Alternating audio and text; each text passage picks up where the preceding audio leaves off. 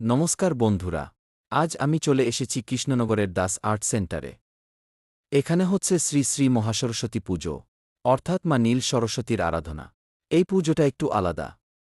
আমরা সাধারণত সরস্বতী পুজোতে সাদা বর্ণের মা দেখি, কিন্তু এখানে মা নীল সরস্বতী রূপে বিরাজ করছেন, যা খুবই দুর্লভ। মা নীল সরস্বতী হলেন দশমহাবিদ্যার অন্যতমা। অনেকেই বলেন তিনি দেবী তারার এক বিশেষ স্বরূপ। তার কৃপায় বিদ্যা, বুদ্ধি আর ব্রহ্মজ্ঞান লাভ হয়। দেখতেই পাচ্ছেন মা নীল বর্ণের এবং 4 হাতে বিরাজমান। এক হাতে পদ্ম, এক হাতে পুস্তক, এক হাতে অক্ষমালা এবং এক হাতে বরমুদ্রা। মায়ের রূপটা একই সঙ্গে শান্ত ও শক্তির প্রতীক। শাস্ত্রমতে মা নীল সরস্বতীর কৃপায় সাধক বিদ্যা ও বাকসিদ্ধি লাভ করেন। তাই ছাত্রছাত্রী এবং সাধকদের কাছে এই রূপের বিশেষ গুরুত্ব রয়েছে। এই স্বরূপের পূজা খুব কম জায়গায় দেখা যায়।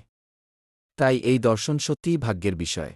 আপনারা যদি কৃষ্ণনগরে থাকেন, অবশ্যই একবার এসে মায়ের দর্শন করে যাবেন।